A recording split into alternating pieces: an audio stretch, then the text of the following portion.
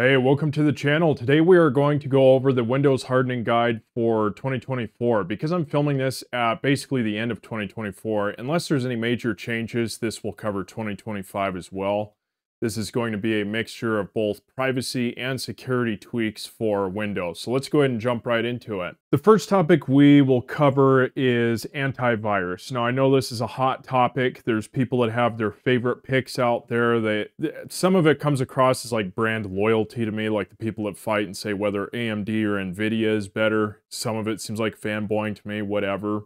I don't have a dog in the fight. I don't care. I just want to use what works best. Now, I'm going to say this. There's a lot of people, if you go look at something like AV Comparatives, or if you watch Leo from the PC Security channel, Leo has covered this quite a bit, and I will say Windows Defender with its default settings does kind of suck. It does let a lot of stuff through.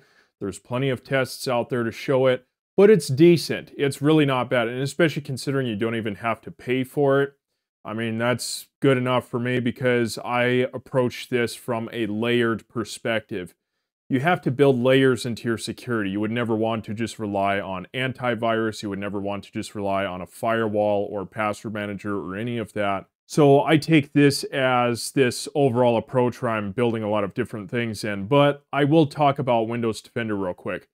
This has improved massively since 5, 6, 7 years ago when the people that remember back to the old days when it was called Microsoft Security Essentials back in like the mid or late 2000s, it was really a piece of shit. But it's gotten a lot better. There are a couple of things in particular that have been somewhat recent updates to Defender. Let's cover those real quick. First is the Smart App Control. This was introduced in the 22H2 Windows update. Now, the thing with Smart App Control is once you turn this off, you cannot turn it on unless you reinstall Windows. Also, the other thing with Smart App Control, if you turn off telemetry, which I assume a lot of people are going to want to do because it does enhance privacy, if you turn off telemetry, it will force this off. Microsoft wants to collect telemetry in order to be able to use this. I think it's bullshit. It doesn't need to collect all this other stuff, but it's a choice that Microsoft made, so it is what it is. That being said, it could potentially get in the way. That's why even when you still install, like this is a fresh install of Windows, it still is set to evaluation mode. Sometimes Windows will automatically toggle it off if it thinks it's going to be in your way too much. Sometimes we'll keep it on. You can safely turn this off if you want to. I haven't really noticed. It's not like it provides that much extra protection. The other thing that Microsoft did, that they built into this was something called core isolation. Now, let me cover this other stuff here real quick. I'll cover this in a little more depth later on when we start talking about BitLocker, but for the sake of having extra security, having things like your TPM turned on, so for most people, what that's going to look like is either turning on it's going to be in your BIOS for either AMD or Intel. For most people, it's just on the CPU these days, rather than just having a dedicated TPM. So you can turn that on, you can turn Secure Boot on. If you're dual booting, I will say, BitLocker and Secure Boot and all that is not going to play well for people that try to dual boot. So if you're in that sort of position, this stuff really isn't going to work that well for you, but if you're just running Windows, it's good to have this stuff on. Let's talk about core isolation real quick. Now, the thing with core isolation, Windows built this in, it was a few years before, this is probably like back in 2020, 2021. The way Microsoft describes memory integrity as it relates to the way that they built it into Windows is they said it's sort of like processes needing to go through a security guard that's in a locked booth with this on versus a security guard that's out in the open with this feature off. And it does help with some memory vulnerabilities. You could go do some research on this. I don't want to get too far into the weeds because this would be like a 3-hour video if I was going to cover all this stuff in super depth. But it's something like Google researchers, for example, have said that it accounts for something like 70% of all vulnerabilities that are out there. It's a good idea to have it on. Now, if you have an AMD Ryzen 2000 series or older, or an Intel 6000 series or older, you're going to notice about a 10 to 20% performance hit on pretty much everything that's applications and gaming if you turn this on. When I used to run an AMD 2000, Ryzen 2000 series, I did notice it caused a fairly good performance hit. If you have something newer, it's like 1 to 2%, and it does do a good job with extra security. The other thing, this is good to have on here. What it does is it blocks, like it says, vulnerable drivers. So think back to the MHYPROT2.SYS. It was the Genshin Impact driver that had vulnerabilities that threat actors were using to spread ransomware. It helps curb things like that. None of this stuff is foolproof, by the way. Nothing's ever 100% secure, but it's a good feature to have.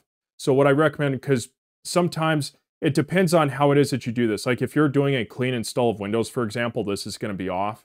So that means you'd have to come in here, turn it on, and then reboot to make it active. Otherwise, Microsoft Defender is pretty damn decent overall. Now let's talk about a tool called ConfigureDefender. I made a video covering this about 3 or 4 months ago at this point. This is basically a GUI to go in and change a bunch of settings. What this is doing on the back end, you could go check the GitHub code for all this and see it's just changing group policy settings and registry keys. This is a really awesome tool to have. It does a great job at hardening Windows. And what you can do, if you want to have like almost zero issue with, like, let's say false positives, you can do the high protection settings. So you have default, which is just like it is right now. Then you have high, which increases settings a little bit. I've never really used interactive. What I prefer is maximum. Now, when you turn this on, it's going to say that it can cause issues with things, and it'll cause false positives. So you'll click OK here. And then what I like to do is keep the Microsoft Defender icon unhidden. It's just there to like help prevent people from tampering with Defender. But unless you're going to have other people using your computer, it doesn't really seem necessary to turn that off. Now, I will say, if you turn this on, one thing that's going to be turned on is controlled folder access. I tried this again just last year. This feature's been around for quite a few years at this point, but it still is dog shit. I tried it again last year on a fresh install of Windows to see if they made some good changes to it. And even then, it was still blocking legitimate Windows processes from being able to do what they needed to do. You'll notice, like, when you have an issue, you'll get some kind of a pop-up that comes up down here and it'll say it's been blocked, and then you have to go allow it and retry the process. So you could disable this if you want to. Microsoft's ransomware protection right now sucks ass. That being said, let's say one of the best settings that's really in here, if you're going to be downloading a bunch of stuff, first of all, the automatic sample submission is good to have on. The cloud protection level is good. So let's say you set this to block. If you lose internet access all of a sudden, and Defender, let's say you download some sort of new executable, and you don't have an internet connection, this will actually block it from being able to run because it cannot check it through the cloud to basically run it like a cloud sandbox to make sure that it's not malware. Again, don't ever rely on this stuff to work 100% of the time because it won't. One thing that is useful in here, but it's going to give you some false positives here and there. This block executable files from running unless they meet a prevalence, age, or trusted list criteria. You can do a couple different things here. If you turn it to max, it's going to be on.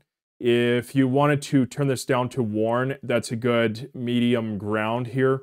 So what this does, if let's say you want to download some sort of new application, there's some niche thing that you want to use, but it could potentially be something suspicious for your computer.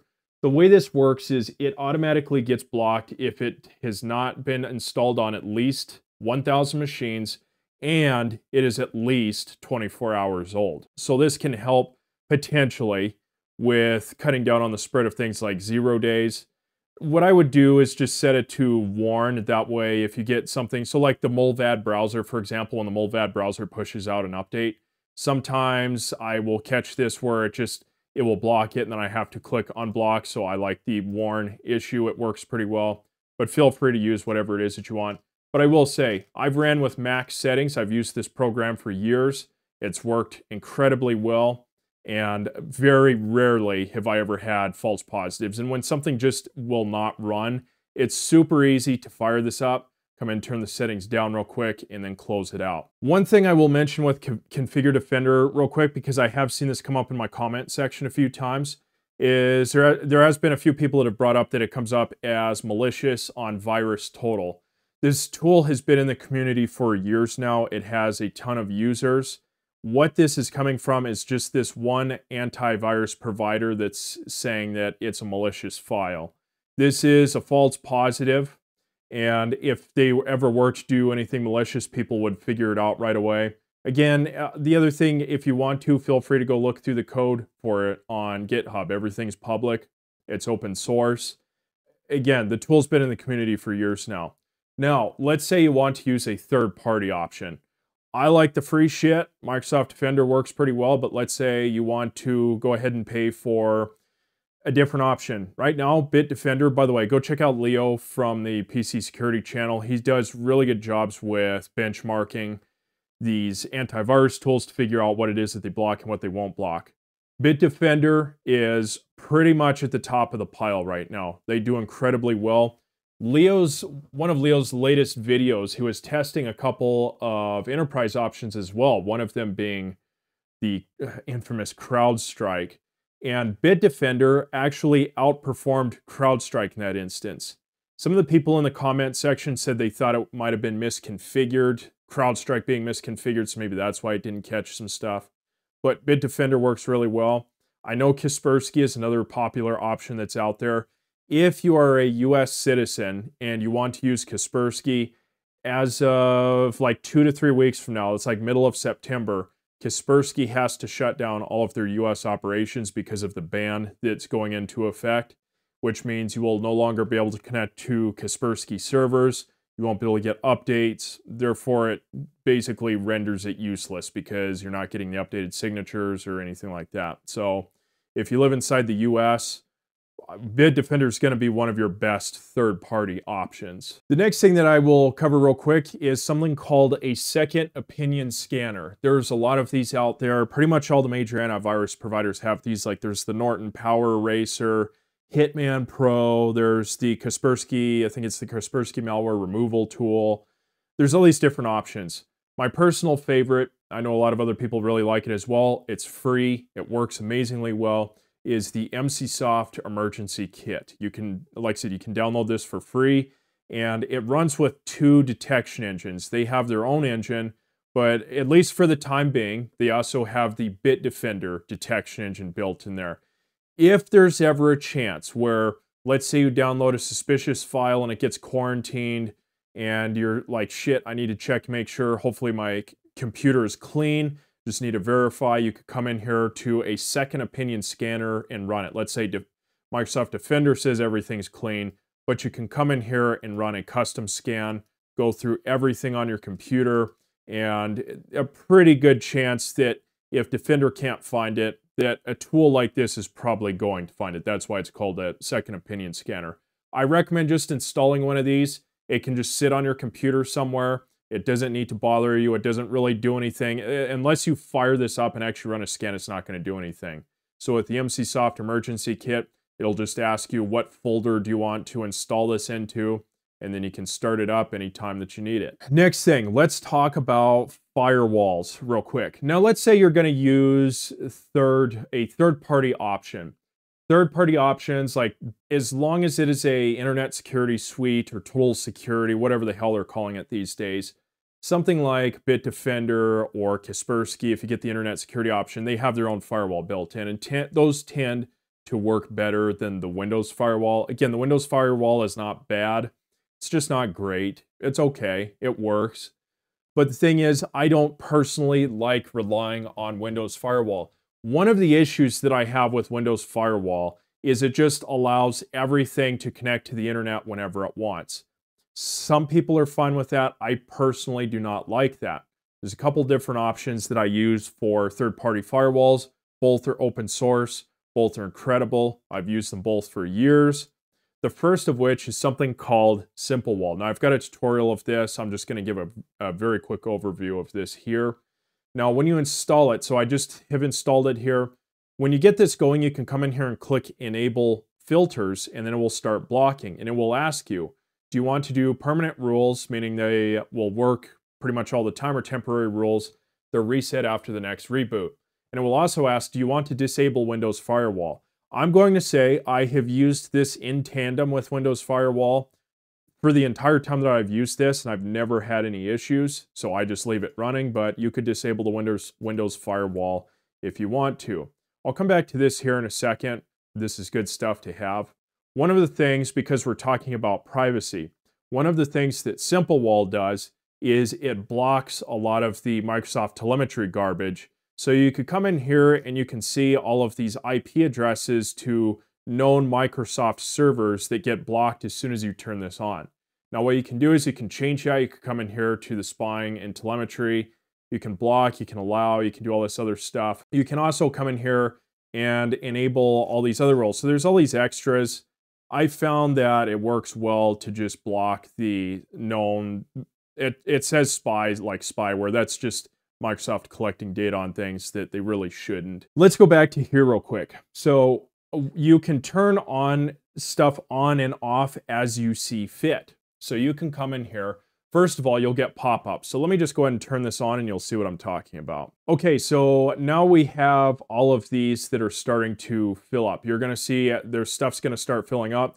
What you can do is come in here and you have options to deal with all this stuff. You can go into the nitty-gritty here. This is completely unnecessary, but you can do it if you want to.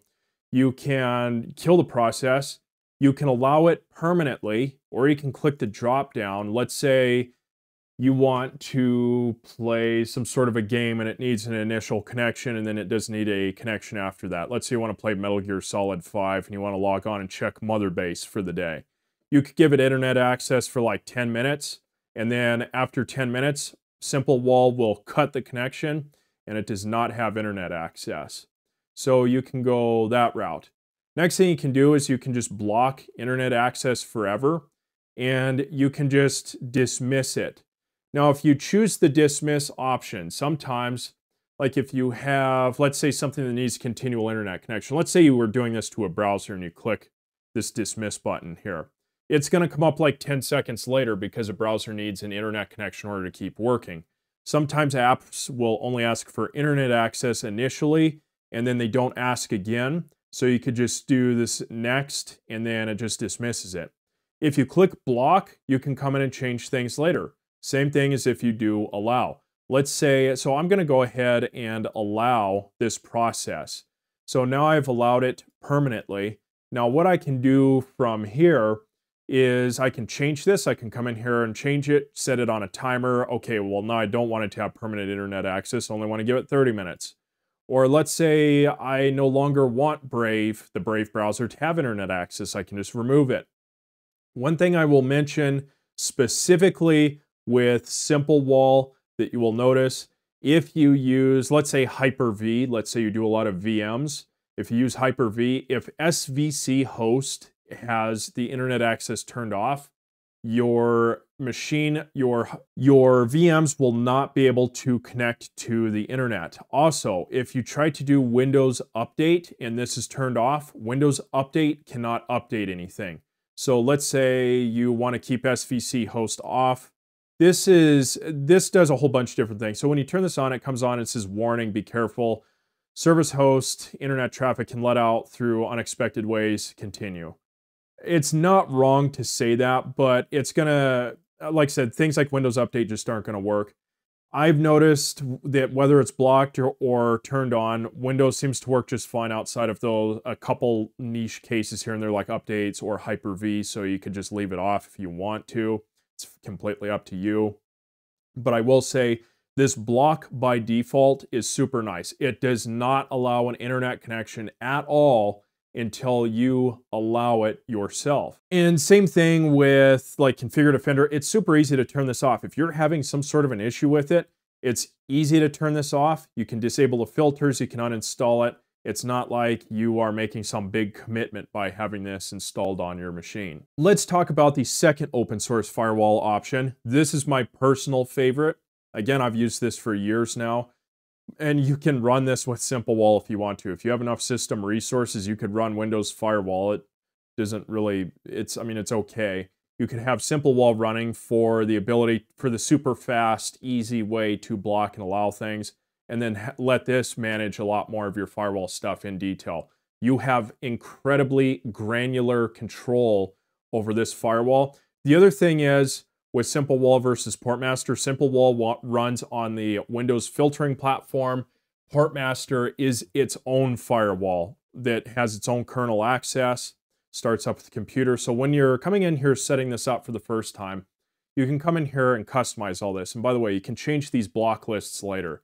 I love this feature about Portmaster because you can come in here and block a lot of the garbage that just gets allowed by default, like this ads list. You can block ads, you can block trackers, you can block analytics, you can block big tech, you can block Facebook. If you come in here and click this, anytime let's say you visit a website and there's a Facebook, something to do with Facebook that's on there, or you try to go to Facebook itself, it just blocks it. It will not allow the connection. I love this firewall, super nice. I'm just gonna go ahead and click next. You can come back and change this later. The other thing you can use is encrypted DNS. Now, Cloudflare, I'm gonna talk on encrypted DNS a little bit later. Cloudflare is not the greatest. I really like Quad 9. There's also some other good options. Feel free to use whatever it is that you want. We're gonna come back to this later. I'll have timestamps down in the description. Then you can just go ahead and hit finish. Now this firewall does a lot. Again, you have granular control. If you are new to this, it might take you a little bit of time. Just spend like an hour or two clicking around and you'll figure things out. And again, I've got a tutorial of using this on my YouTube channel as well. But you can see here, recent connection requests. You've got all this stuff here. You can come in here so you have granular control. So let's click the network activity button here first. You can see where all of your network activity is going. And you can see here, Windows Service Diag Track. So I'm gonna go ahead and click on this.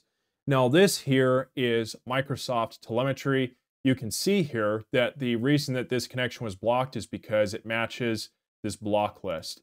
If you ever come up against anything that's legit and you want to allow it, you can come in here and you can either go to your block list and turn it off, or you can click Allow Domain.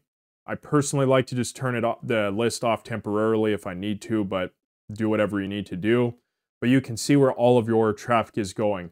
This is super nice because let's say you have a stealthy piece of malware on your computer. If you can see where internet traffic is coming and going, it can tip you off that something might not be right. And so it just takes a while of, maybe a few weeks of playing around with this, just seeing what it is that your computer is doing, the connections coming to and from places, coming in here where you can come in and see, okay, this connection looks suspicious. Let me dig into this further. Oh, okay, this is just Brave that's running an update. Really easy stuff to use. Super nice. Next thing is granular app controls. You can control literally every single app and do something specific. You can do specific block lists for apps, or you can do system-wide. So I'll go to the system-wide here in just a little bit, but let's say you just want to customize something, let's say for the Brave browser. You can come in here and change all of this stuff around. And you can also set up all this other stuff so you can just block connections entirely. So let's say you want to allow internet to all this other stuff, but the Brave browser, you want to just turn off internet completely. You can do that. You can come in here to the settings. You can change your filter lists like I've already talked about. There's all these different options. I'm gonna come over here to SPN pretty soon. And then you can see all of the specific network activity for this app. Super nice to have this. And if you're a person who really wants to clamp down and make sure that you have your computer as locked down as it can be. An important part of that is knowing what services are connecting to the internet and traffic that's going in and out. You need to be able to see if there's anything suspicious going on. The other option that this has is something called SPN, or the Safing Privacy Network. This is basically a replacement for VPNs. I'll cover VPNs here in just a little bit. I'll just cover this now because we're already on the topic. It works sort of like onion routing. So if you have ever used the Tor browser, so you have your entry mode, your middle node, and your exit node. The entry mode cannot see where you are going. The exit mode can see where you are going, but it doesn't know the entry IP address or your IP address. It's a great way of doing things for privacy and anonymity as long as it's used properly. There's a lot of nuance there that I am not going to cover on this video because I would be really getting in the weeds for this video. But SPN works similar.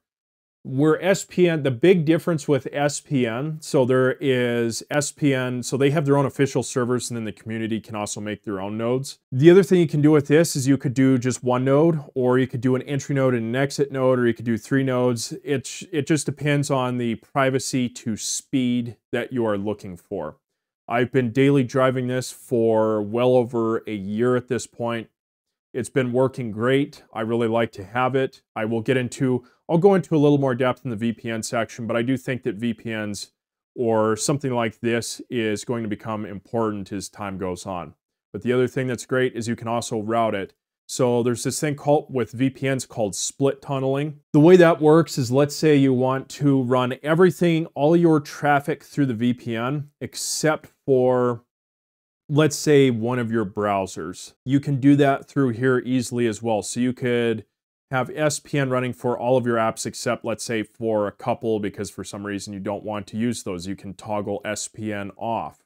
You can toggle where the exit node is. So you can choose like the European Union, the US, Germany, Austria, Australia, Canada. You have all these different options for where you want your exit node to be. There's a lot more details to it. I don't want to talk about it anymore because we're really getting into the weeds on this. It's a great service to have. It costs as much as a VPN. So what I would recommend is, I really like this, and I have stopped using VPNs. I just use this now. But you could use VPNs. They're basically the same price. Or you don't even have to use a VPN if you don't want to. It's completely up to you. Really the last thing that I need to cover on this, and then we'll move on to other stuff, is your settings. Now, these are global settings. Now, if you don't want to spend a bunch of time customizing everything at the app level, you can just come over here and customize it at the global level. You can change your DNS settings. So let's say you want to use DNS 0 instead of quad 9.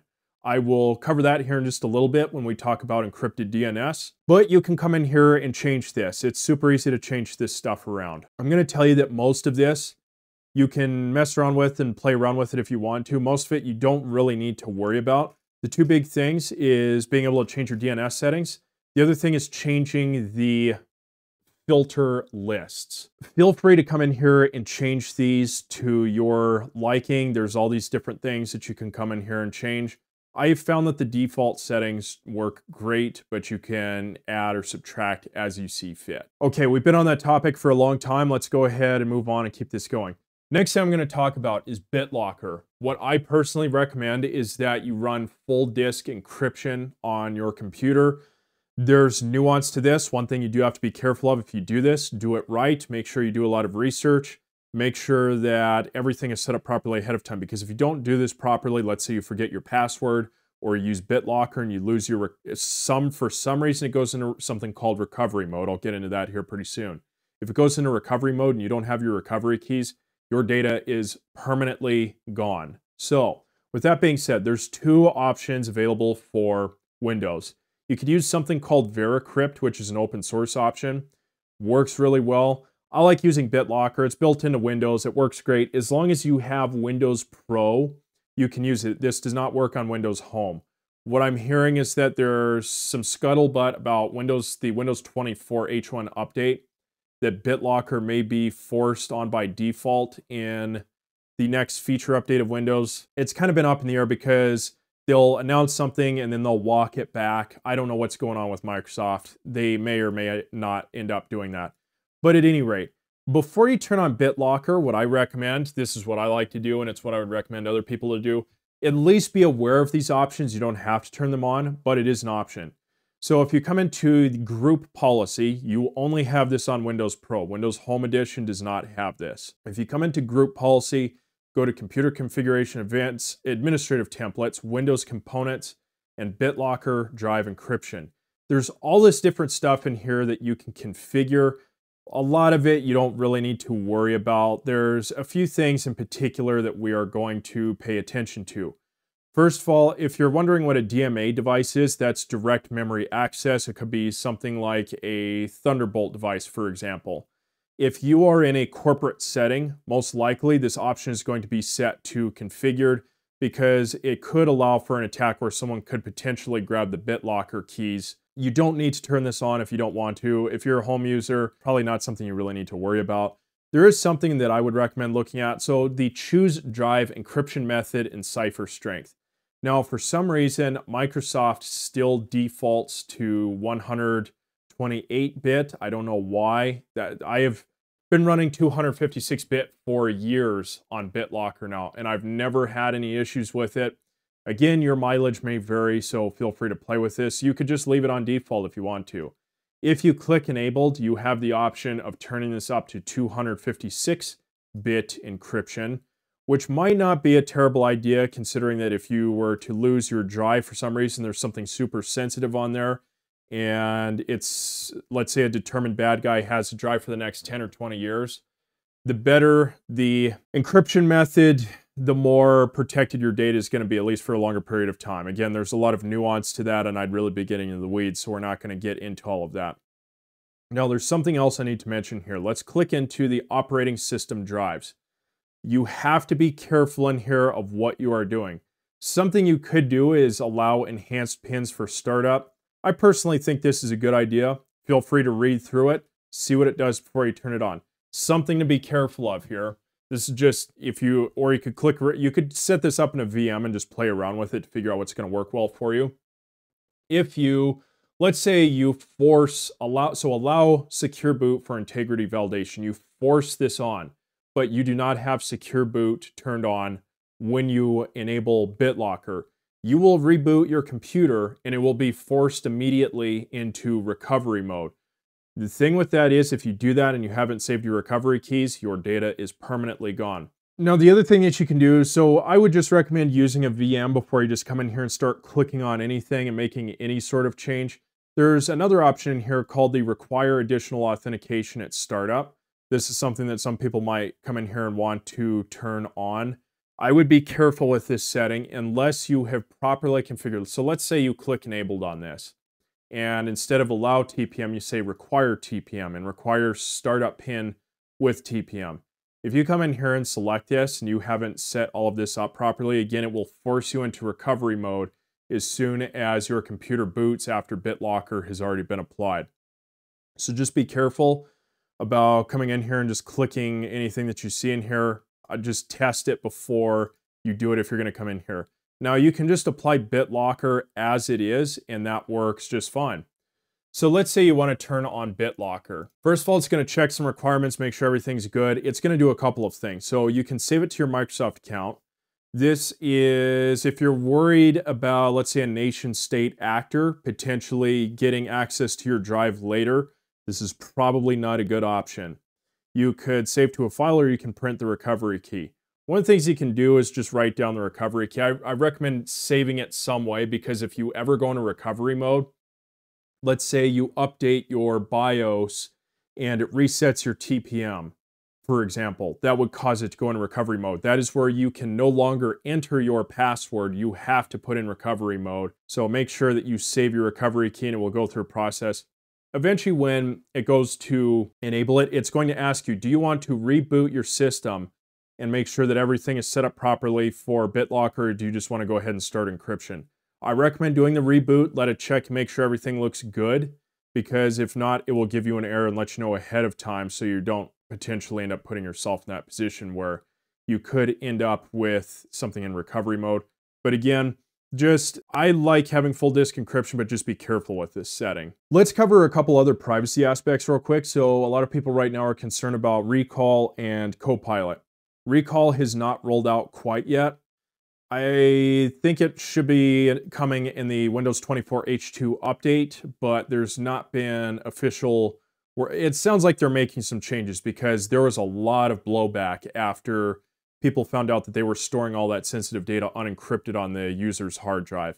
Absolute privacy nightmare. Let's say you want to get rid of this garbage, turn it off. You can come in here to Group Policy, go to Windows Components, come down here, so Windows Copilot, turn off Windows Copilot, you can enable this. Once you reboot your computer, you will notice that this Copilot icon will disappear. It's turned it off. The other thing, No, this is subject to change, by the way. Microsoft may change where they put this or how they label it. For the time being, when you see recall on your computers, you will see Windows. It's going to be called Windows AI, and then there's going to be a setting called turn off snapshots for Windows. When you do that, then it will turn off Windows recall. Completely up to you if you want to do that, but it is a little bit of a privacy boost, and a lot of people probably don't even need this garbage anyway. One other thing I will mention real quick, because people have talked about how they don't like the Windows updates, the feature updates that roll out. Like, they want the security updates, but they don't want, like, let's say going from 23H2 to 24H2. What you can do is come in here. I've done this personally on my machines and it's worked fine, but I don't know, it's subject to change at any point. Microsoft could change this in the future. There's this thing called the Microsoft Account Sign-In Assistant. Now, if you completely disable this service from ever being able to run, Windows will not be able to do a feature update. I've tried this myself many times, where I will then go into Microsoft or Windows Update. I will try changing the toggling, the settings on and off for like getting the latest feature updates, and it absolutely will not pull the latest feature update. Some people hate that. Sometimes there's privacy issues that come with the latest feature updates. It's worked well for me, but your mileage may vary. Again, Microsoft could change that at any point. Let's talk about encrypted DNS real quick. Now, there's this thing where if you want to go check this attack, it goes really beyond just encrypting DNS, but it's an interesting case study. The ESET security researchers, if you go to wlidsvc.com, there's this attack called the Mustache Bouncer attack. It was an attack that was suspected, the people suspected behind it was Russian intelligence services, and they used it against several foreign embassies that were in Belarus. I recommend going and looking at that if you want to get a better idea of what could be possible with things like where DNS attacks happening on the back end. Again, that was a lot more complicated. I'm just trying to keep things simple for the video, otherwise we'd be here for 3 hours going into all of this depth. There's a handful of great encrypted DNS providers out there. They have the benefit of being able to block a lot of malware. As you can see here, they can block things like ads, trackers, malware. Any of these good services will do that. There's this great website, the Next Wave Tech Blog, where this was back in January, where they posted the public DNS malware filters. They didn't do anything that required a user account, so NextDNS is not in here, but NextDNS owns DNS0, so the performance is probably similar. But if you come down here, you can see what the performance was.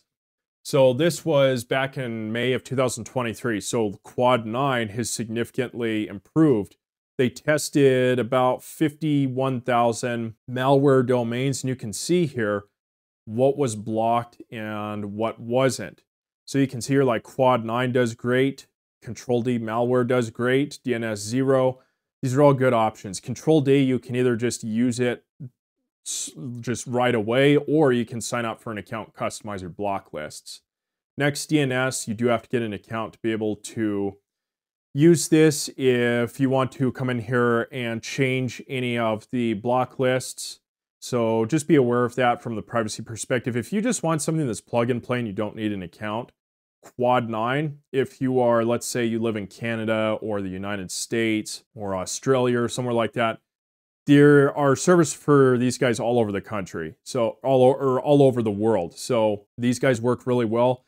If you want a European-focused option, DNS0 is really good. As you can see here from the performance that was listed, DNS0 scores really high, 95.96%, compared to Quad 9 at 84%. Really solid service. They also have something called DNS0, which goes a little bit above and beyond. And what you can do if you come down here is you can see what gets blocked in zero. So like newly registered domain. So if a domain was registered within the last 30 days, it blocks it. The thing with that is, you know, it could be legitimate or it could be bad actors that are registering. They're burning their domain super fast and getting them on these block lists. So they go and register something new and they use it for the first 2 to 3 weeks to try and get people to install malware. So you can just come in here and get rid of that garbage if you want to. So you have all those options. Next thing, let's cover browsers real quick. This is going to be really simple. I recommend having a handful of browsers on your computer.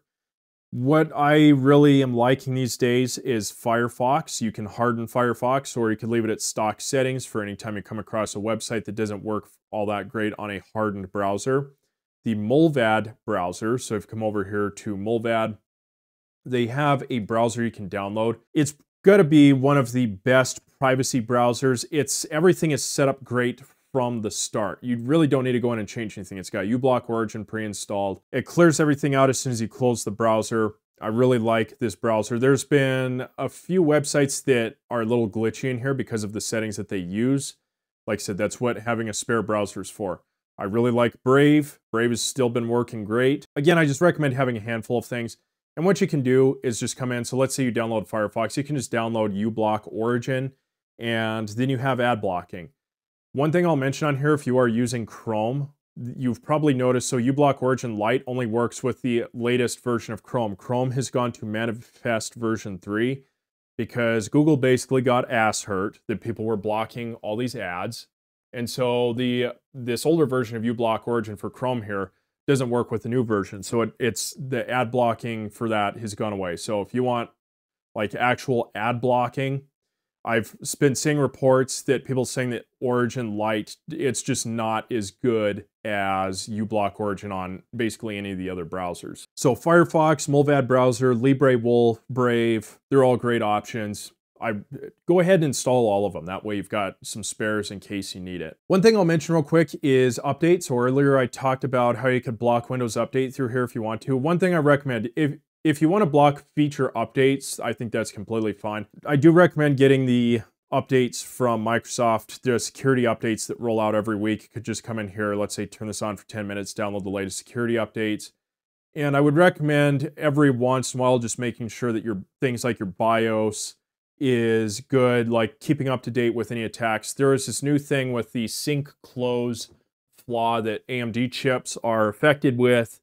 And this has been around for a long time. There's the meltdown vulnerability. There is the logo fail vulnerability. I covered that in a video probably 6 months back. And if this malware, this really low level malware gets on your computer, potentially it could ruin your motherboard because you couldn't get rid of it in some cases.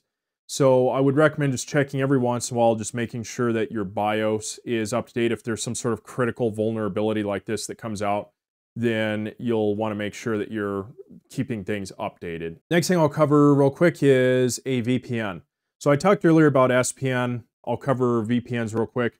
There's two really good options that I like. There's Mullvad and there's iVPN. I like the user interface and the settings for iVPN a little better, but at the end of the day, they're pretty damn close in terms of features and privacy, security, all of that. By the way, a VPN, I just want to make this clear, a VPN does not give you anonymity. Let's say you're using a VPN and you sign on to a website and you are there to do something stupid that's going to get the feds to give you some attention. Could depend on the VPN. There's a lot of factors that come into play here, but do not expect a VPN to not be able to potentially track you and then law enforcement arrest. There's been plenty of cases where people thought that they were safe using a VPN and then they were found out later. The other thing with this is it works a lot different than Tor. So it's not like you're getting anonymity. So let's say, so it'll give you privacy in some cases, but let's say you want to use Gmail and you have an account that you connect to through your home address. If you connect to that through your VPN, then Google knows, oh, okay, well, they use this VPN. So it's one of those things. Just make sure you're checking on that and understanding what it will and won't do for you. Moving on, we'll just cover two-factor authentication real quick. There's a couple of different options here that work well. You could use 2FAS. A lot of people really like this one, or you could use the Authy Authenticator. These are really good. There's other options out there. Authy is still around, or you could use something like the Google Authenticator, or you could use, if you want a paid option, you could do OnePass, I think is what it's called, or you could do, I think Bitwarden now has two-factor built in. There's all these different options that are out there. 2FAS and Authy are both really good options. It's not really much more that I need to say on that aspect. The next thing is cloud storage, because I know a lot of people like to have backups. Maybe you like to have some documents, maybe a few random files backed up that you can just change things over really fast, because a lot of people don't like having, they don't want to have a spare hard drive just sitting around with backed up files. What I would say on that is, first off, you have the option to encrypt your files with something called Cryptomator. This is open source, great program. Again, this is something I've used for years now. There has been some bugs here and there. Just make sure you read the release notes and what users are saying. Sometimes an update will go out for this app. Some things can be a little buggy, so sometimes maybe it'd be better to run with an older version until those are worked out. But sometimes it's just good straight away. So what this does is you can encrypt your files locally before they go to something like Google Drive or OneDrive.